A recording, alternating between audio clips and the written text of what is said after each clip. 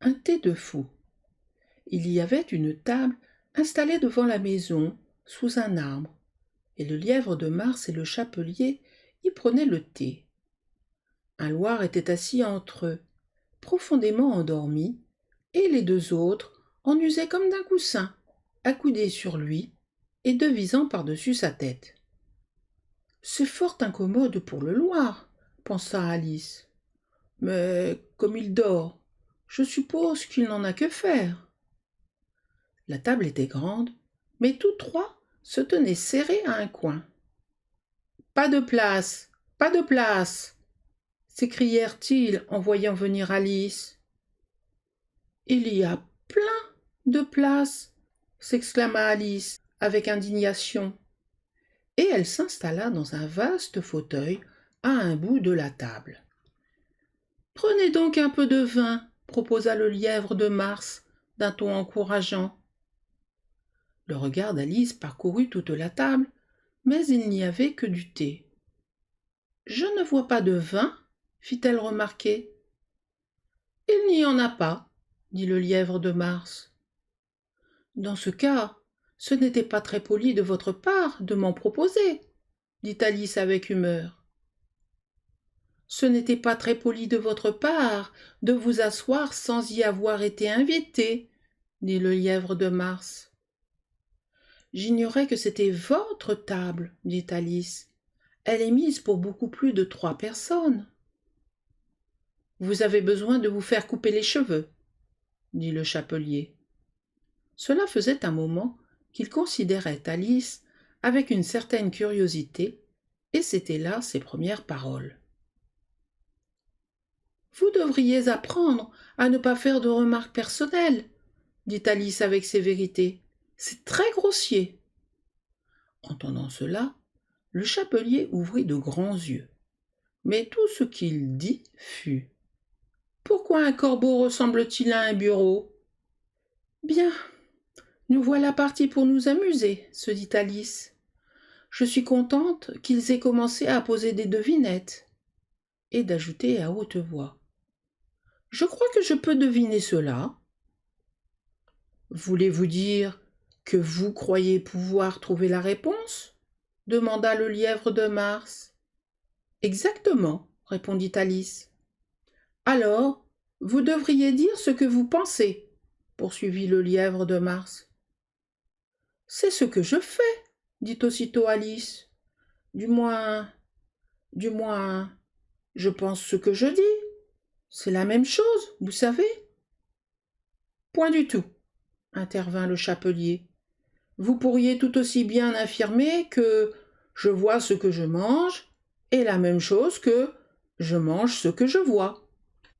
Vous pourriez aussi bien dire, renchérit le lièvre de Mars, que j'aime ce que j'obtiens et la même chose que j'obtiens ce que j'aime. Vous pourriez tout aussi bien dire, surenchérit le Loir, qui semblait parler dans son sommeil, que je respire quand je dors est la même chose que je dors quand je respire. Dans ton cas, cela est vrai, dit le chapelier. Et alors, la conversation tomba, et la tablée resta silencieuse une minute, tandis qu'Alice faisait l'inventaire de tout ce dont elle pouvait se souvenir en matière de corbeaux et de bureaux, ce qui ne représentait pas grand-chose. Le chapelier fut le premier à rompre le silence. « Quel jour du mois sommes-nous » demanda-t-il en se tournant vers Alice. Il avait sorti sa montre de son gousset et la consultait avec inquiétude, en la secouant et en la portant à son oreille de temps à autre. Alice réfléchit un instant puis répondit « Le 4. »« 2 jours de retard, » soupira le chapelier.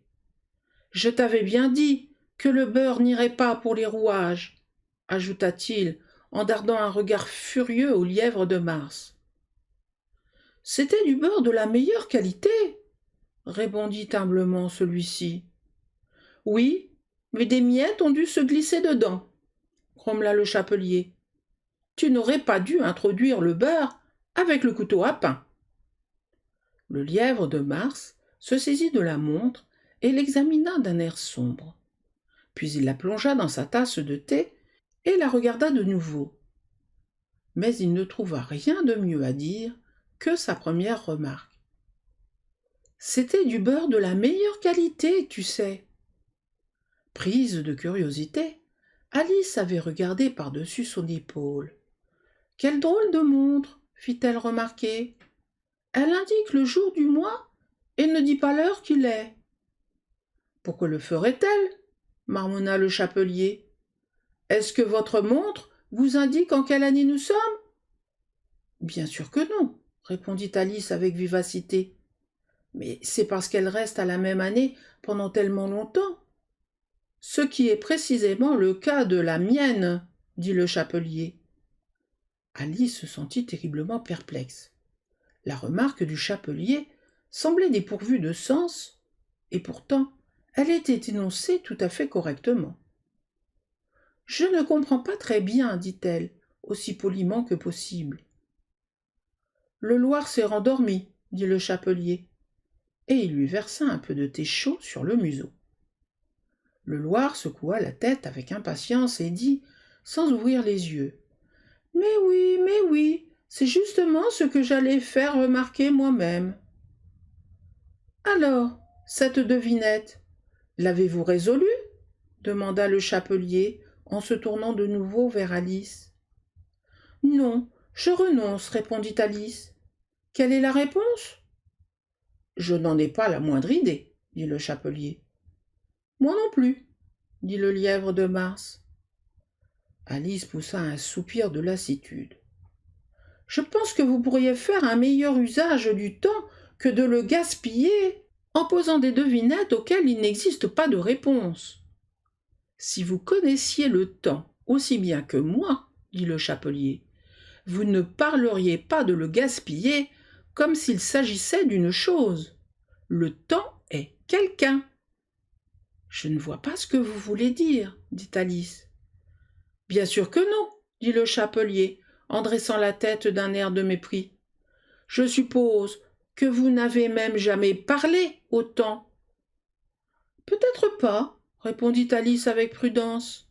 « Mais je sais que je dois battre le tempo quand j'apprends la musique. »« Ah, voilà qui explique tout, dit le chapelier. Il ne supporte pas d'être battu. Cela posé, si seulement vous étiez en bons termes avec lui, il ferait presque tout ce qu'il vous plairait avec la pendule. Par exemple, supposez qu'il soit 9 heures du matin, l'instant précis où commencent les leçons. Vous n'auriez qu'à souffler un mot au temps et tac, les aiguilles tourneraient en un clin d'œil. 1 heure et demie, l'heure du déjeuner. Si seulement, murmura le lièvre de Mars. Voilà qui serait épatant, dit Alice d'un ton songeur. Mais alors, je n'aurai pas l'appétit qu'il faut, vous savez. Pas sur le moment, peut-être, dit le chapelier. Mais vous pourriez garder la pendule sur 1 heure et demie aussi longtemps qu'il vous plairait. Faites-vous comme ça, vous s'enquit Alice. Le chapelier secoua la tête d'un air lugubre. Pas moi, répondit-il. Nous nous sommes brouillés en mars dernier, juste avant que lui, là, devienne fou. Vous savez. Et de pointer sa cuillère à thé vers le lièvre de Mars. C'était au grand concert donné par la reine de chœur, et je devais chanter « Scintille, scintille, petite chauve-souris, je me demande bien ce que tu fabriques. » Vous connaissez la chanson peut-être? J'ai entendu quelque chose d'approchant, répondit Alice. Elle continue, vous savez, poursuivit le chapelier, comme ceci. Loin au-dessus du monde, tu voles, tel un plateau à thé dans le ciel, scintille, scintille. Là-dessus, le Loir se secoua et commença à chanter dans son sommeil. Scintille, scintille, scintille, scintille, et ainsi de suite, pendant si longtemps qu'ils durent le pincer pour le faire s'arrêter. Eh bien, j'avais à peine achevé le premier couplet dit le chapelier. Que la reine beugla. Il massacre le tempo, qu'on le décapite. Quelle épouvantable férocité s'exclama Alice. Et depuis lors, poursuivit le chapelier sur un ton lugubre, le temps refuse de faire tout ce que je lui demande. Il est toujours 6 heures désormais.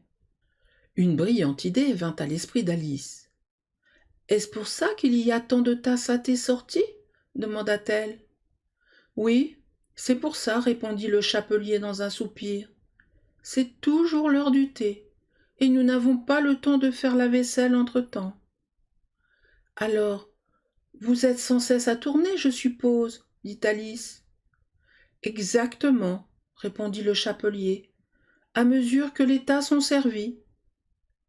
Mais que se passe-t-il quand vous revenez au point de départ se hasarda à demander Alice.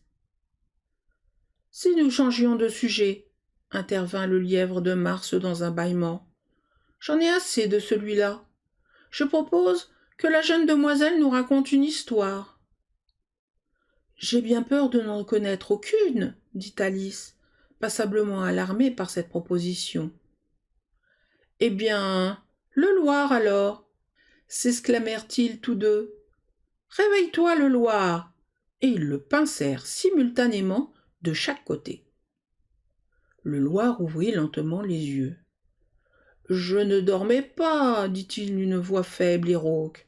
J'ai entendu tout ce que vous disiez, les gars. Raconte-nous une histoire, fit le lièvre de Mars. Oui, s'il vous plaît, supplia Alice. Et plus vite que ça, ajouta le chapelier. Sans quoi, tu seras rendormi avant d'avoir fini.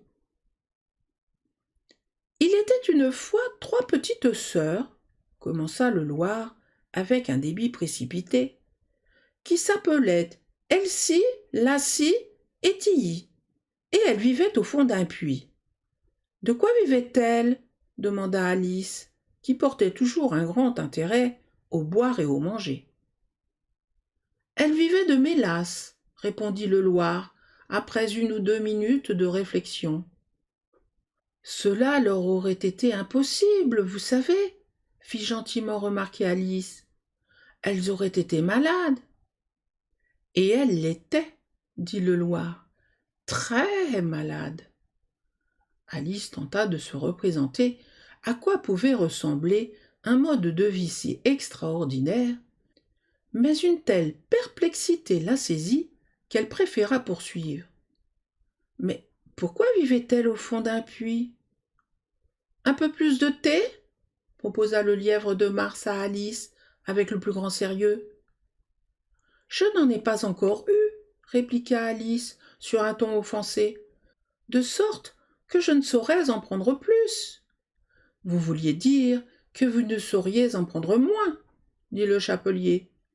Il est très facile de prendre plus que rien. Personne ne vous a demandé votre avis, dit Alice. Qui donc, à présent, se livre à des remarques personnelles demanda le chapelier sur un ton triomphant. Alice ne sut trop que répondre à cela. Elle se servit donc du thé et du pain beurré, puis, se tournant vers le Loir, elle répéta sa question. Pourquoi vivait-elle au fond d'un puits? Le Loir s'accorda de nouveau 1 ou 2 minutes de réflexion, puis répondit. C'était un puits de mélasse. Ça n'existe pas, éclata Alice. Mais le chapelier et le lièvre de Mars firent chut, chut, et le Loir laissa tomber d'un ton maussade. Si vous ne pouvez pas être poli, vous feriez aussi bien de finir l'histoire vous-même. Non, je vous en prie, continuez, dit Alice. Je ne vous interromprai plus. Je veux bien qu'il en existe un. Un seul, voyez-vous ça, dit le Loir avec indignation. Néanmoins, il consentit à poursuivre. Et donc, ces 3 petites sœurs, elles apprenaient à tirer, voyez-vous. Qu'est-ce qu'elles tiraient demanda Alice, oubliant complètement sa promesse. De la mélasse, répondit le Loir, sans s'arrêter cette fois à réfléchir. Je veux une tasse propre, intervint le chapelier. Décalons-nous tous d'une place. Il en fit ainsi, suivi du Loir. Le lièvre de Mars prit la place du Loir, et Alice, non sans réticence, prit celle du lièvre de Mars. Le chapelier fut le seul à tirer avantage du changement, et Alice se trouva bien plus mal qu'auparavant, car le lièvre de Mars venait de renverser le pot au lait dans son assiette. Soucieuse de ne pas offenser le Loir une fois encore, Alice prit la parole avec grande précaution. « Mais je ne comprends pas. D'où tirait-elle la mélasse ?»« On peut bien tirer de l'eau d'un puits d'eau, » dit le chapelier. « Je pense donc qu'on peut tirer de la mélasse d'un puits de mélasse. Pas vrai, Nunuche ?»« Mais elle se trouvait dans le puits, » dit Alice à l'adresse du Loir, jugeant préférable d'ignorer ce dernier qualificatif. « Bien sûr qu'elle s'y trouvait, dit le Loir, en plein dedans même. » Cette réponse déconcerta tellement la pauvre Alice qu'elle laissa le Loir s'exprimer quelque temps sans l'interrompre. « Je disais donc qu'elles apprenaient à tirer des traits, » enchaîna le Loir en bâillant et en se frottant les yeux, car il commençait à avoir fort sommeil. « Et elles dessinaient toutes sortes de choses, tout ce qui commence par un S. »« Pourquoi par un S ?» demanda Alice. « Pourquoi pas ?» répondit le lièvre de Mars. Alice ne put pas mot. Le Loir avait alors fermé les yeux et allait s'assoupir. Mais, pincé par le chapelier, il se réveilla en poussant un petit cri perçant et reprit. « Qui commence par un S comme souricière, sublunaire, souvenir et sans queue ni tête. Vous savez, on dit de certaines choses qu'elles sont sans queue ni tête. Avez-vous jamais vu dessiner une chose sans queue ni tête ? À vrai dire, maintenant que vous me le demandez, admit Alice, au comble de l'embarras, je ne pense pas. En ce cas, il faut vous taire, dit le chapelier. Ce propos désobligeant fut plus qu'Alice n'en pouvait supporter. Dégoûtée, elle se leva et s'éloigna. Le Loir s'endormit aussitôt, et aucun des deux autres ne prêta la moindre attention à son départ, bien qu'elle se retournât une ou deux fois dans le vague espoir qu'il la rappellerait. La dernière fois qu'elle les vit, ils essayaient de fourrer le Loir dans la théière. « Dans tous les cas, je ne reviendrai jamais ici, » déclara Alice, en s'acheminant dans la forêt. « C'est le thé le plus stupide auquel j'ai jamais assisté de toute ma vie. » Comme elle prononçait ces mots, elle s'aperçut que l'un des arbres avait une porte permettant un accès direct à l'intérieur du tronc. « Comme c'est curieux, » se dit-elle. « Mais tout est curieux aujourd'hui. Je crois que je ferais aussi bien d'y entrer tout de suite. » Et elle joignit le geste à la parole. Une fois de plus, elle se trouva dans la longue salle et tout près de la petite table de verre. « Ce coup-ci, je vais mieux me débrouiller, » se dit-elle. Tout d'abord, elle saisit la petite clé d'or et déverrouilla la porte qui menait au jardin. Puis elle se mit en devoir de grignoter un morceau du champignon qu'elle avait gardé dans sa poche, jusqu'au moment où elle atteignit la taille d'environ 30 centimètres. Après quoi, elle prit le petit corridor. Et là, elle se trouva enfin dans le beau jardin, parmi les parterres de fleurs aux vives couleurs et les fraîches fontaines.